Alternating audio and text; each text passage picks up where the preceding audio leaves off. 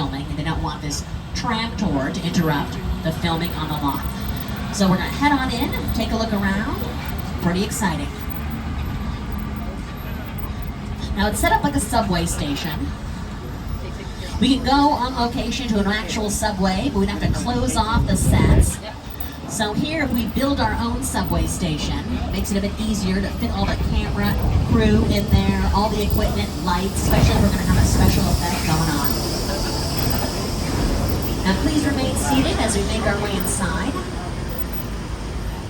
This is a hot set, meaning it is completely decorated, locked for picture, and ready for the director to call action.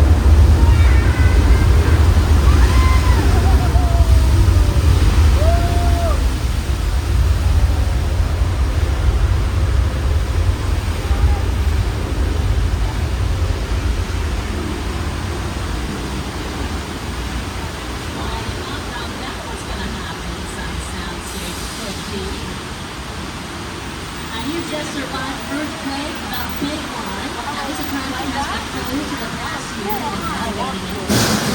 Recently back up just this week for our 60th anniversary.